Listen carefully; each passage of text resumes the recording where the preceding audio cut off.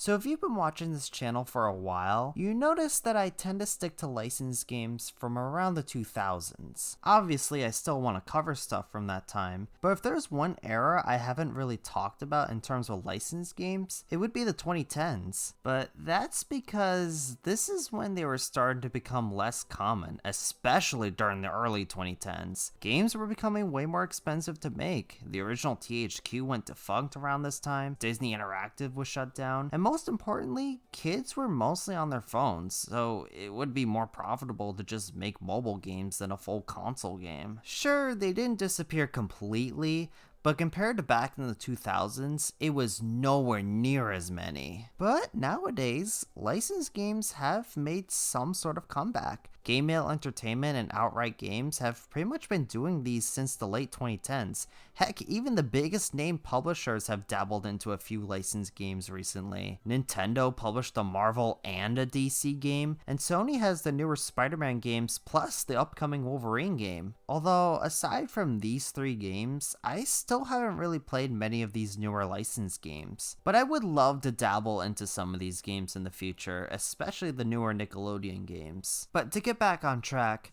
there was one game that came out around this time that I was interested in trying, and that was Cartoon Network Battle Crashers. I remember when this game was announced in 2016, and I was so hyped for it. A Cartoon Network crossover game that involved characters joining forces in this big epic adventure? That sounded so awesome. And Cartoon Network is no stranger to crossovers. They've had a ton of TV specials, a comic miniseries, and need I say more about those Cartoon City bumpers? And video game wise, they did dabble in a couple crossover games too. You got 2 Game Boy Advance games, 1 PS2 racing game that was also on DS, Punch Time Explosion, and I guess Fusion Fall if you want to count that. Plus, unless you want to count Punch Time Explosion's story mode, this was really the first game that had the characters joining forces for a big adventure. But then when it came out, yeah, no one really liked it. It was hated by everyone. I didn't hear a single good thing about it, so I avoided it because of that. But recently, I found it on Xbox One for like $5 at a thrift store, so now I can finally see what this game was all about. In terms of development, I couldn't really find much info about it, but it was published by Game Mail, who, before the later 2010s, you might know them best for publishing that. But like I said, nowadays they are known for publishing licensed games, specifically the newer Nickelodeon crossover games. Well, unless you live in Europe. In that case, it was published by Maximum Games. Magic Pockets is our developer, who mostly just did handheld games on the Game Boy Advance and DS. Also the first game based on the 2013 Ninja Turtles. It was on PS4, Xbox One, 3DS, and 1 year later on the Switch that was ported to by Taurus Games, who've also done many licensed games. There also apparently was a DS version in development, as seen on Game Mail's website, but it got cancelled, probably because the original DS wasn't around anymore. But now, let's finally see what this game is all about. So the opening cutscene basically shows Uncle Grandpa accidentally shattering the dimensions of various Cartoon Network shows, while unknowingly bringing along some of the characters. Because of this, weird shattered clones start appearing, so it's up to Uncle Grandpa, Finn and Jake, Mordecai and Rigby, Clarence, Gumball, and Steven to stop them and to fix the multiverse. And that's it. Literally, this is all the story you get until the very end of the game. I guess it fits well, and I'll be honest, I don't mind the selection of shows here, especially since some of these shows have never had any games. Adventure Time and Steven Universe had a good chunk of games, but Regular Show only has one 3DS game. But Clarence, Uncle Grandpa, and even The Amazing World of Gumball have never had any video games. Sure, I would have liked to see a few legacy shows, but I don't mind the shows chosen for this game. But man, I just wish there was more to this story. There's not even any voice acting in this game, which is a huge letdown. Is it one of the most exciting things about a crossover is when we have the characters interact with each other? Then what's the point of a crossover if you're not going to do that? These characters are from wildly different shows, and not having them interact with each other is a huge letdown. Like, look at something like Super Secret Crisis Wars, or heck, Punch Time Explosion story mode. which both came out before Battle Crashers. Both take advantage of the fact that a bunch of Cartoon Network characters are teaming up to fight a big threat, and they just have fun with it. Here, it doesn't feel big or anything like that. It's so generic and not interesting. You could do so much with the story with these 6 shows, and Battle Crashers just doesn't do that. But hey, maybe the gameplay will be fun. Maybe it'll still be a decent time overall. So this is a 2D beat 'em up where you can play as one of the main 6 Cartoon Network characters featured. Strangely, despite the beginning cutscene showing everyone together, you start with only Clarence and you have to recruit everyone else. That's really strange. Your goal is basically just to get to the end of the stage while beating up shattered versions of characters from these 6 shows. Combat though is absolute trash. Like, there is nothing much to it. What you're doing at the beginning of the game is all you're doing for the rest of the game. You just spam the same attack button over and over again, and that's pretty much the combat. It never changes at all. Sure, you can get a character to level up by collecting these gems, and I do like that you can switch between all 6 characters on the fly. That's pretty nice. But you barely unlock any new moves, and the new moves you do get are not useful. In fact, I'll be honest, I don't like playing as most of the characters, and the representations of some of these characters was so weak. Clarence's attack was so stiff and his damage output was so bad. Uncle Grandpa, you had to get really close to an enemy to do any damage. Steven wasn't too bad to use, but man, his main attack is so lame visually. I haven't seen that much of Steven Universe, but I know for sure he uses way more attacks than just using bubbles.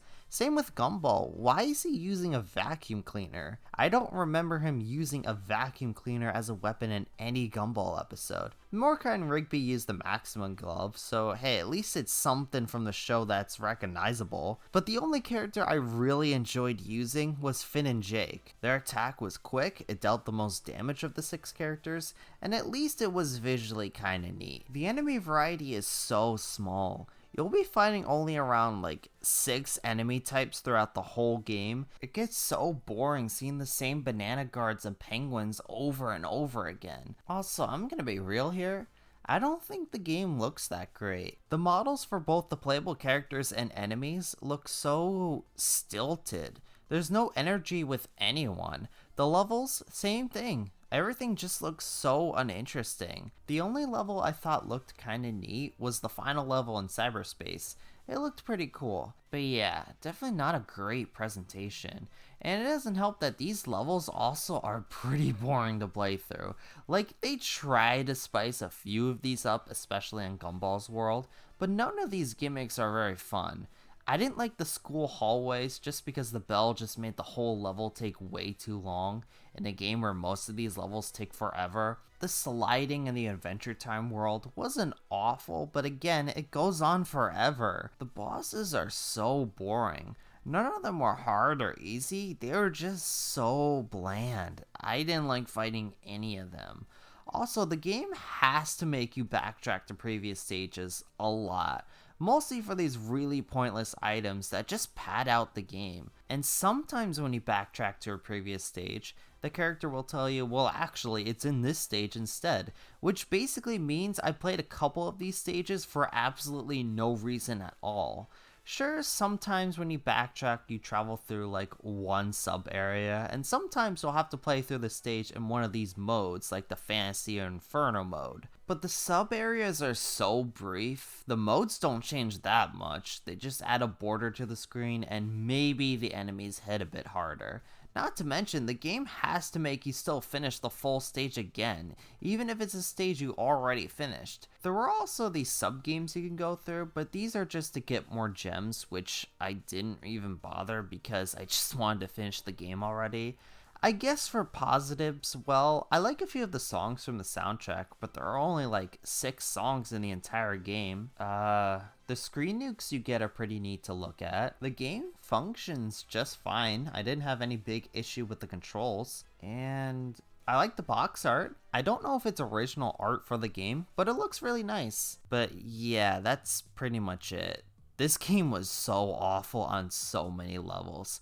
I really try to find the best aspects of each game, but aside from a few small things, I had a terrible time with this game. A non-existent story, a presentation that is so bland, awful combat, levels that go on forever, tedious backtracking, and just overall fails at being a Cartoon Network crossover game. Again, there is so much potential with these characters. You could do so much with them, and many Cartoon Network crossover, even ones with some of these same characters, had a lot of fun with this concept. This game, though, doesn't take any advantage of the crossover concept at all. It doesn't feel like a Cartoon Network game at all. You can replace the characters with anyone else and it wouldn't change a single thing. No way would I recommend playing this. Even for multiplayer or just to laugh at it, it's just awful, and it's definitely one of the worst games I've talked about on this channel so far. But to end on a more positive note, thank you all so much for supporting me this year. Not gonna lie, picking which video to end on this year was really hard, but I hope you all enjoyed this one, and I'm really excited for the stuff I have planned next year. It's gonna be really fun, and I can't wait to share with you all what I have in store. But if you like this video, give it a like, and if you're new here to the channel, hit that subscribe button. Plus, let me know what you think of Cartoon Network Battle Crashers if you've actually played it. I'm curious if any of you have experience with that. But I hope you all have an amazing day, and take care. Bye!